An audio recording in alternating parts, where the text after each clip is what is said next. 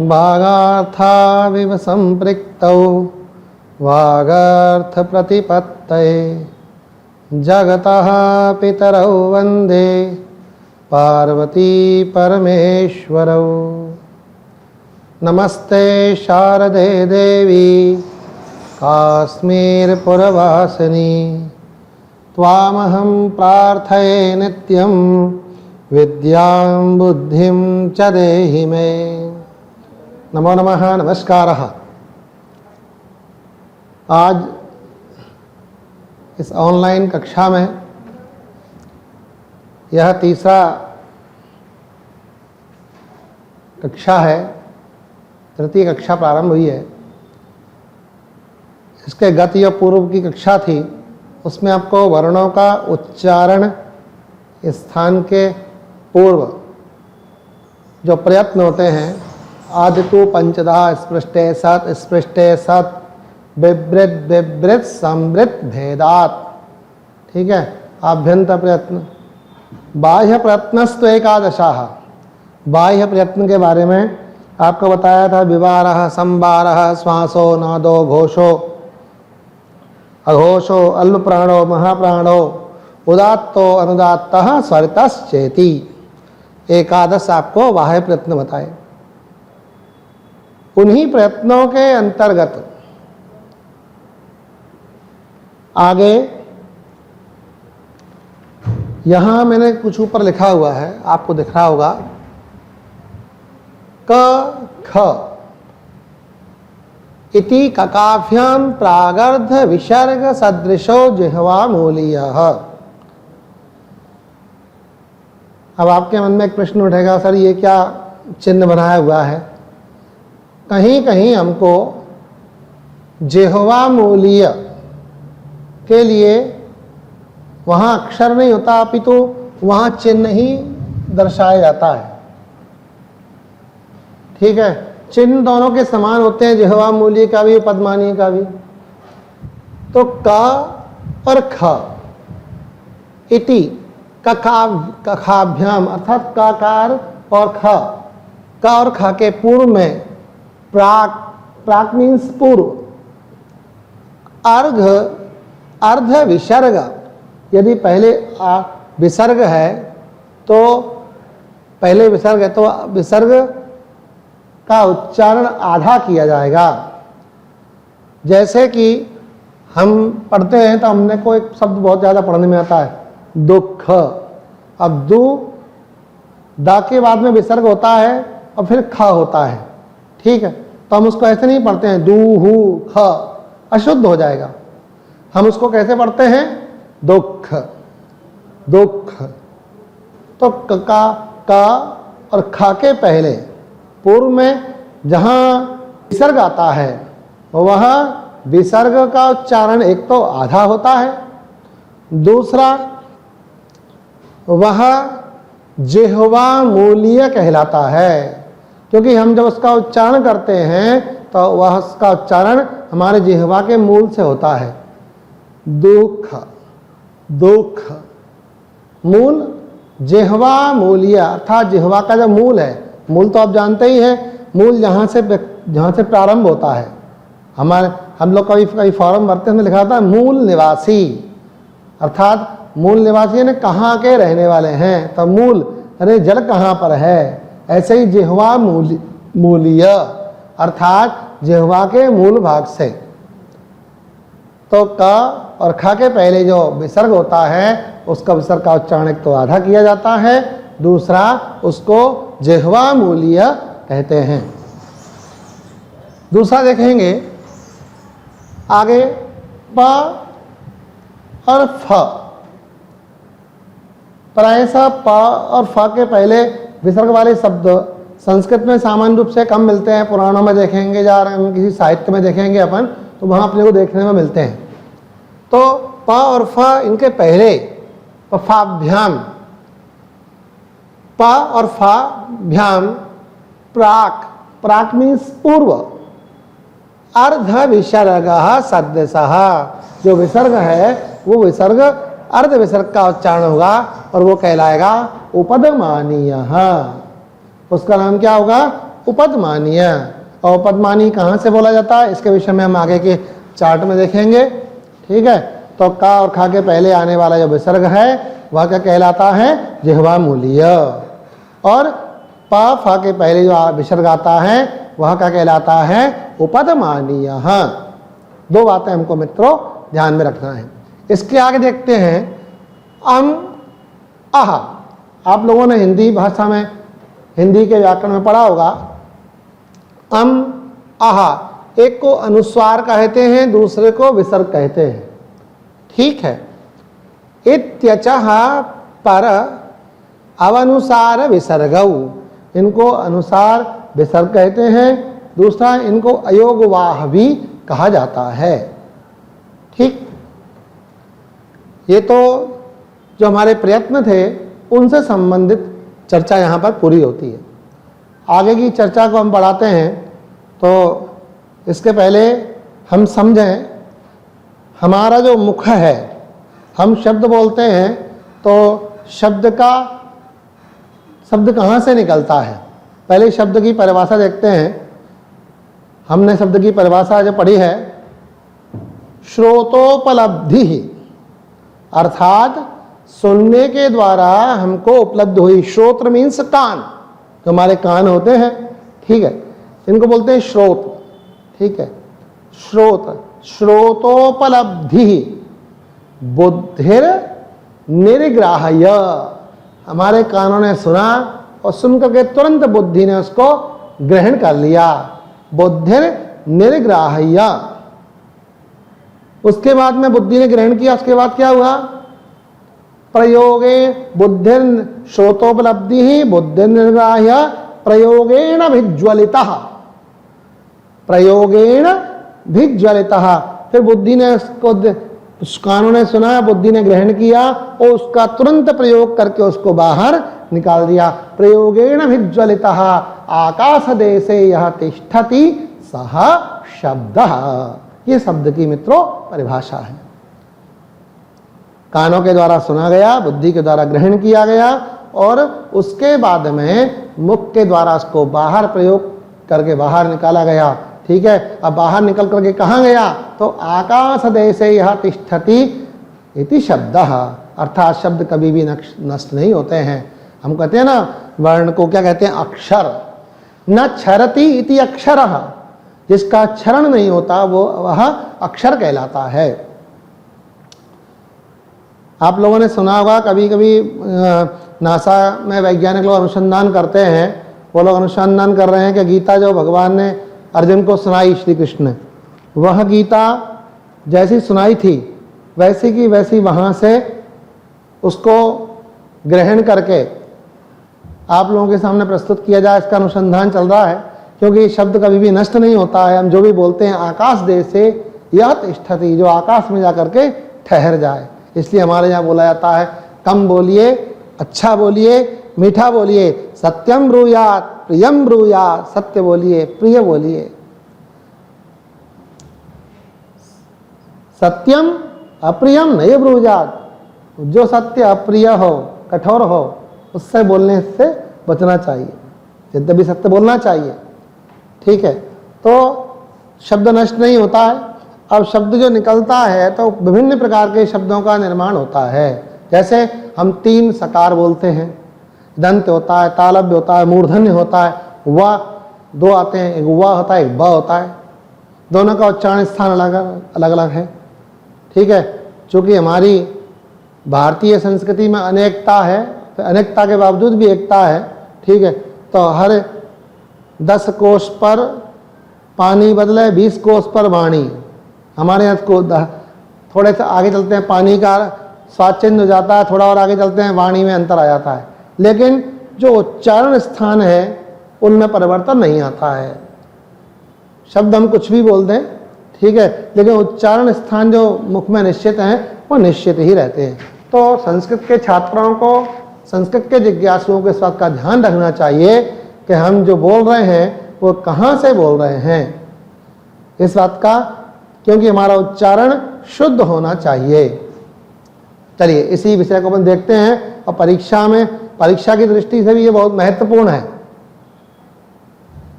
देखिए, वर्णानाम उच्चारण स्थानानि, वर्णों का उच्चारण स्थान।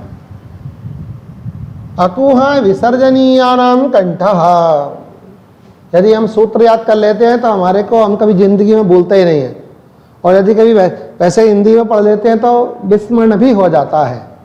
ठीक, मैं सूत्र भी लिखे हुए हैं, आगे उनका हिंदी में भी समझाऊंगा आपको, आप लोग देखते जाइए। देखिए, अ कु ह विसर्जनीयानाम कंठः, अर्थात अ, अब ये छोटा भी होगा बड़ा भी होगा, ह्रस्वकार भी और दीर्घकार भी, दोनों अ आ क वर्ग, क ख ग घ ण पूरा वर्ग, क वर्ग और ह,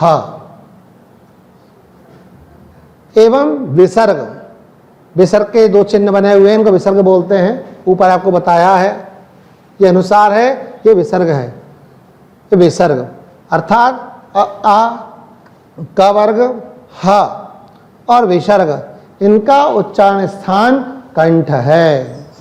अकुह विसर्जनीयानाम कंठः। दूसरा देखेंगे आप लोग,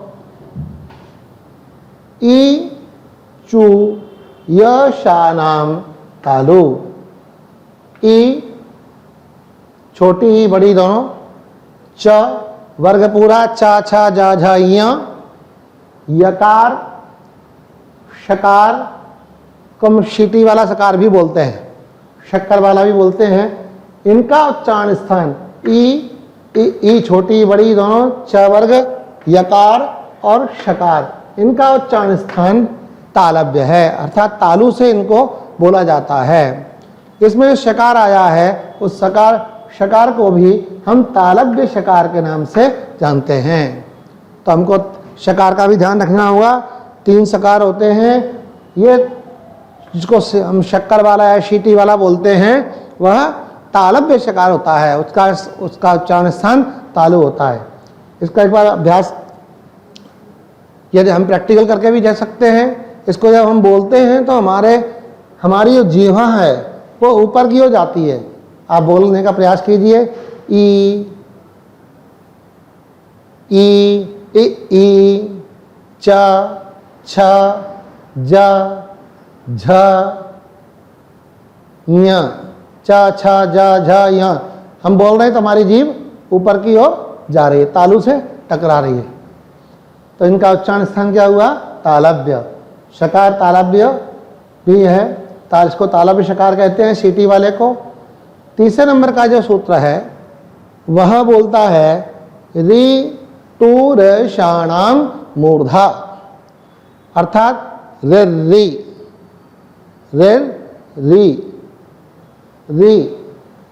ट वर्ग पूरा।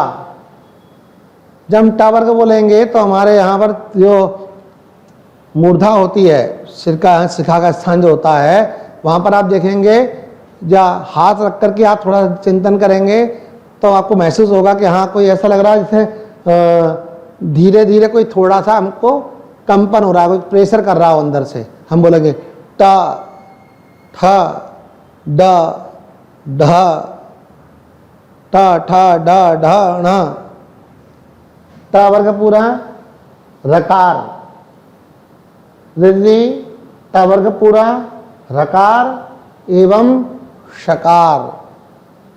इस शकार को क्या बोलते हैं? मूर्धन्य शकार कहा जाता है, जिसको हम हिंदी भाषा में षटकोण वाला शकार भी कहते हैं। ये मूर्धन्य शकार है। आपको शकार भी ध्यान रखने होंगे। ये तालव्य शकार है, ये मूर्धन्य शकार है। तो मित्रों, रे टोरषाणाम मूर्धा, इनको बोलते बार बार रिपीट करते जाएंगे। अकुह विसर्जनीयानाम कंठः, ईचूयशानाम तालो, रे टोरषाणाम मूर्धा। चौथे नंबर का जो सूत्र है वो है लृ तो लसानाम दंताः, लृ तो लसानाम दंताः, अर्थात लृ। अब आप सोचेंगे सर लृ वर्ण तो पढ़ने में आता ही नहीं है, हाँ सही है, लेकिन संस्कृत वर्णों का उच्चारण स्थान देख रहे थे। चौथे नंबर का सूत्र है जिसमें कि अपन देख रहे हैं लरी। अब आप कहेंगे लरी तो सब दिखता ही नहीं है पढ़ने में, लेकिन कभी कभी हमको संधि में संस्कृत में वहाँ प्रयोग में दिख जाता है। संस्कृत भाषा में तो उसका प्रयोग होता है, ठीक है। और लरी स्वर है, न कि व्यंजन, क्योंकि हम पढ़े हैं अच्छा स्वराहा आई ओण री रिक ए ओंग आई औच, आ से लेकर के चा तक के वर्ण सारे स्वर हैं, लरी स्वर भी है। तो लरी तवर्ग एवं सकार। कौन सा सकार? ये जो आपके सामने बोर्ड पर है, इसको सपेरे वाला सकार भी कहते हैं, ठीक, सरवते वाला भी कहते हैं। तो दंत, इसका उच्चारण स्थान क्या है? लरी का, तवर्ग का, ल का, सकार का, दंत्य सकार। सकार का उच्चारण स्थान कौन सा है? दंताहा, अर्थात दांत से इनका उच्चारण किया जाता है। अब प्रश्न उठेगा दांत से कैसे उच्चारण करते हैं?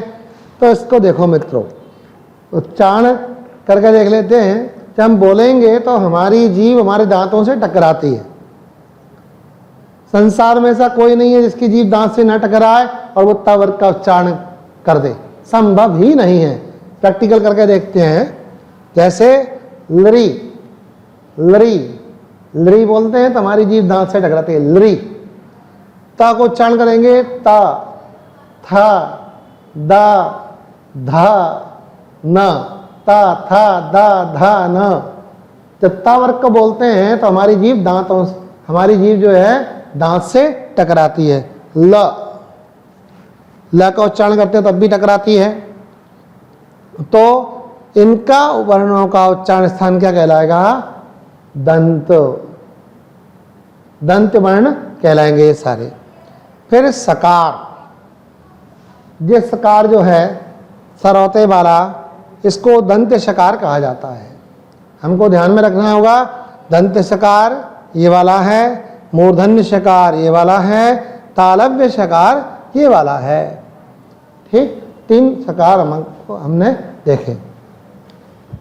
कभी कभी परीक्षा में प्रश्न ये भी आ जाता है कि ये कौन सा शकार है, दंत है, तालव्य है या मूर्धन्य है। तो हमको मित्रों इस बात को भी दिमाग में रखना होगा। आगे देखते हैं। उपपदमानीया नाम औष्ठव, अर्थात ऊ छोटा भी होता है, बड़ा भी होता है। ये ध्यान रखिएगा, लरी छोटी ही होती है, लरी बड़ी नहीं होती है, लरी ह्रस्व ही होती है। यहाँ ऊ छोटा भी होता है, बड़ा। ऊ, पू यानी प वर्ग।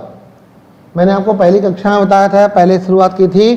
तो कु, चू, टू, तू और पू, एते उदिताः वर्गाः, इनसे वर्गों का उच्चारण होता है। कु, चू, टू, तू, पू, एते उदिता वर्गाः, इनसे वर्गों का उदय होता है। तो उ, पवर्ग, उपद और उपदमानीय, उपदमानीय। यहाँ पर छोटा ही यू था, लेकिन अतः सवर्ण ने दीर्घ दीर्घ संधि कर दी, इसलिए बड़ा हो गया यहाँ पर, ठीक है। पू छोटा पू था, इधर उपदमानीय, ठीक है। उपदमानी देखे ऊपर अभी आपने देखा तो पढ़ाया था आपको, उपदमानीय, उपदमानीय वर्ण उ पावर का पूरा, उपदमानीय, इनका उच्चारण स्थान क्या है? ओष्ठव। ओष्ठव में ओष्ठव क्यों आया? क्योंकि वो दो द्विवचन है, रामः रामौ, 2 ओठ होते हैं।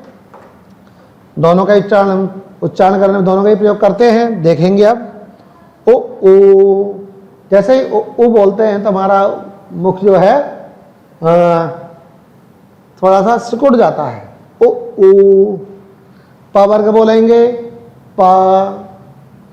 जब पा बोलते हैं तो हमारे दोनों होंठ आपस में लिप हमारे चिपकते हैं। ऐसा कोई नहीं है जो बिना होठों को चिपकाए पा वर्ग पूरा बोल दे, संभव ही नहीं है। देखिए, पा, फा, बा, भ म पा फा बा भ म पा फा बा भ म, अर्थात हमारे होंठ आपस में चिपकते हैं। तो उ पवर्ग एवं उपदमानीय, उपदमानीय अर्थात जो आधा विसर्ग है प और फा के पहले आने वाला। अब देखिए दोनों पा और फा भी ओष्ठ वर्ण है, पा वर्ग में आते हैं, ठीक है मित्रों। तो पा फा के पहले आने वाला विसर्ग जो उपदमानीय कहलाता है वह, और पा वर्ग पूरा और उ, इनका उच्चारण स्थान क्या है? ओष्ठ, ध्यान रखना होगा, ओष्ठ है अधर। 7वां नंबर का 6वें नंबर का सूत्र है उसको देखेंगे, उसमें दिया हुआ है यमगणना नाम नासिका च छ ज झ ञ पा फा बा भ म टा का खा गा घ ण टा ठा डा ढ ण ता था दा ध न। पूरे 5 वर्ग हो गए, ऊपर से देखते हुए आए हैं। का वर्ग, च वर्ग, टा वर्ग, ता वर्ग और पा वर्ग। कितने वर्ग हुए मित्रों? 5 वर्ग हुए। कु चु टू तू पु एते ओदिताः वर्गाः, 5 वर्ग हुए। अब ये पांचों वर्गों के जो अंतिम वर्ण है, ठीक है, जिनको हम नासिका वर्ण भी कहते हैं, तो 6वें नंबर के सूत्र में 5 दिए हुए हैं। य म ण न, 5 वर्ण है। इन 5 वर्णों का उच्चारण स्थान क्या है? नासिका, अर्थात नासिका से इनका उच्चारण होता है। नासिका से कैसे होता है? जब भी हम बोलेंगे तो हमारी नासिका पे कंपन होता है। चा छा जा जा ञ, पा फा बा भा म, टा ठा का खा गा घ ङ, टा ठा डा डा ण, ता था दा धा न। ये नासिका वर्ण कहलाते हैं। लेकिन आगे च लगा हुआ है, च का मतलब क्या होगा? अब हमको यहाँ पर समझना है। सूत्र में आगे च का अर्थ है कि इन वर्णों का उच्चारण स्थान नासिका से तो होता ही है, साथ में जो ऊपर जो जिस वर्ग का है उस वर्ग से भी उच्चारण होता है। अर्थात का वर्ग का जो ण है तो इसका उच्चारण स्थान कंठ से भी है। च वर्ग का जो य है पंचम वर्ण, उसका स्थान तालु भी है और नासिका भी है।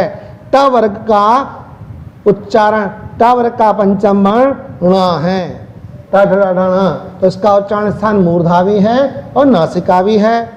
ऐसे ही प वर्ग का पंचम वर्ण त वर्ग का ता था दादा न है, उसका उच्चारण ओष्ठ भी है, नासिका भी है। ठीक, प वर्ग का म है, उसका उच्चारण स्थान यहाँ दिया हुआ है, नासिका भी है और ओष्ठ भी है। अर्थात ये 5 वर्ण है जो नासिका वर्ण कहलाते हैं। नासिका च का मतलब है कि ऊपर बताए गए स्थानों से भी उच्चारण होता है, प्लस इनका, और ये नासिका वर्ण भी कहलाते हैं। आगे के सूत्र में देखेंगे, 7वें नंबर का सूत्र है। इसको सूत्र है ए दई तो हो कंठ तालो, ए दई तो हो कंठ तालो, अर्थात ए और आई, 2 वर्ण ए आई, जब इनको उच्चारण करते हैं तो इनका उच्चारण कंठ से भी होता है और तालु से भी होता है। इसलिए इनका उच्चारण स्थान कंठ और तालु बताया गया है। आगे देखेंगे 8वें नंबर का सूत्र है ओदौ तो हो कंठोष्ठम, अर्थात ओ और औ इनका उच्चारण स्थान कंठ और ओष्ठ दोनों ही हैं। ओ औ प्रैक्टिकल करके भी देख सकते हैं। जब बोलेंगे तो आपको अपने आप आपका जो होंठ है उनकी व्यक्ति समझ में आएगी। ओ औ। कई लोग औ का उच्चारण गलत करते हैं। हम लोग बोलते हैं औरत, औरत नहीं होता औरत। औ का वहां पर सही उच्चारण करना चाहिए। संस्कृत पढ़ने वालों को अपने उच्चारण का विशेष ध्यान रखना चाहिए। ए आई, ओ औ, एदई तो कंठ तालु, ओदौ तो कंठोस्थम। चलिए 9वें नंबर का सूत्र देखेंगे। वकारस्य दंतोष्ठम, वकार जैसे कि मैंने आपको बताया था, दो बा आते हैं, एक बकरी वाला आता है, एक बन वाला आता है। ठीक है, हम बोलते समय ध्यान नहीं रखते हम बकरी वाला बोल रहे हैं या बन वाला बोल रहे हैं, केवल बोलते ही जाते हैं। ठीक है, यदि हमारी वाणी से कुछ अशुद्ध उच्चारण होता है तो उसका भी हमको दोष लगता है। वाणी शुद्ध होना चाहिए, इसके लिए ध्यान रखिए। वकार, जब हम वाह बोलते हैं तो हमारा मुंह बराह भगवान जैसा बनता है। बराह भगवान अर्थात समझ गए? ठीक, हमारा होठ बाहर की तरफ आते हैं। ठीक, वा वा, वन वन। ठीक, इसके विपरीत जब हम इस वाले बकार को बोलते हैं, किसके, जिसमें आता है पा वर्ग में, पा फा बा, बकरी वाले में हमारे दोनों ओंठ मिलते हैं और वन वाले में हमारे ओंठ बाहर की ओर निकलते हैं। वन। तो वकारस्य दंतोष्ठमः, वकार का उच्चारण स्थान क्या है? दांत। व दांत और ओष्ठ दोनों ही इस वकार के उच्चारण स्थान है। आगे 10वें नंबर का है जिह्वा मूलीयस्य जिह्वा मूलम। जिह्वा मूलीय जो वर्ण है, और जिह्वा मूलीय वर्ण कौन से होंगे मित्रों? आगे चिन्ह बना हुआ है, इसके पहले मैंने सबसे पहले यहीं से बताया था आपको, क और ख के पहले कखाभ्याम प्रागर्ध विसर्ग सदृशो जिह्वा मूलीय। ककार क और ख के पहले जो विसर्ग होता है वह जिह्वा मूलीय कहलाता है। ठीक, जिह्वा मूलीय से जिह्वा मूलम। जिह्वा मूली का उच्चारण स्थान क्या है? जिह्वा मूल, जिह्वा का मूल। 11वें नंबर के इसमें देखेंगे नासिका अनुस्वारस्य। नासिका जो वर्ण है, ठीक है, नासिका अनुस्वारस्य, वो नासिका से बोले, कौन से बोले जाते हैं? अनुस्वार और विसर्ग। यह बताया था आपको, देखिए अम अह इत्यचः परावनुसार विसर्गौ, अर्थात अनुस्वार और विसर्ग जो होते हैं, विसर्ग का उच्चारण स्थान कौन सा है? कंठ है। अनुस्वार का उच्चारण स्थान क्या होगा? नासिका अनुस्वारस्य, अर्थात जो जिन पर अनुस्वार आता है, चंद्र बिंदु आते हैं, उनका उच्चारण स्थान कहाँ से होता है? नासिका से। ठीक, ये हमको ध्यान में रखने वाली बात है मित्रों। जो आपके उच्चारण स्थान हुए, इनको आपने देखा। ठीक है, एक बार सूत्रों को बोलते हुए साथ में सूत्रों का अभ्यास होना जरूरी है। सूत्र के अभ्यास होने से हमको याद बना रहेगा, कंठस्थ बना रहेगा, हम कभी भूलेंगे नहीं। एक बार साथ में बोलते जाएंगे। अकुह विसर्जनीयानाम कंठः, ईचूयशानाम तालु, ऋटोरशानाम मूर्धा, लृतोलसानाम दंताः, उपुपदमानीयानाम ओष्ठौ, यमगणनानाम नासिका च, एदैतोः कंठतालो, ओदौतोः कंठोष्ठम, वकारस्य दंतोष्ठम, जिह्वा मूलीयस्य जिह्वा मूलम, नासिका अनुस्वारस्य। मित्रों, आज की कक्षा में आप लोगों को उच्चारण स्थान के विषय में बताया गया।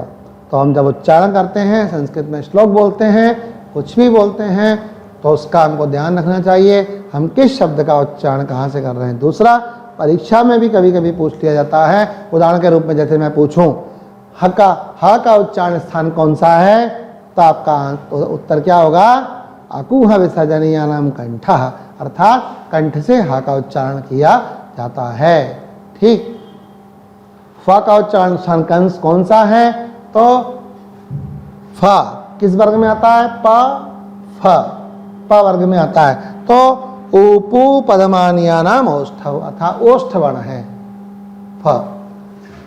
ठीक है मित्रों, ये उच्चारण स्थान आप लोगों ने पढ़े। इन सूत्रों को कंठस्थ कीजिए। कंठस्थ करने से आपको ध्यान रहेगा कि इस वर्ण का उच्चारण स्थान कौन सा है, कहाँ से हमको कौन सा वर्ण बोलना चाहिए, जिससे हम शुद्ध बोलेंगे। शुद्ध बोलने से माँ सरस्वती हमारे ऊपर कृपा करेगी और अल्प समय में ही हमको बहुत कुछ पढ़ने के लिए बहुत कुछ पढ़ लेंगे और बहुत कुछ समझ लेंगे और बहुत कुछ स्मरण हमारे बना रहेगा। चलिए, इसी के साथ में नमस्कार। अगली कक्षा में फिर मुलाकात करेंगे। नमो नमः, नमस्कारः।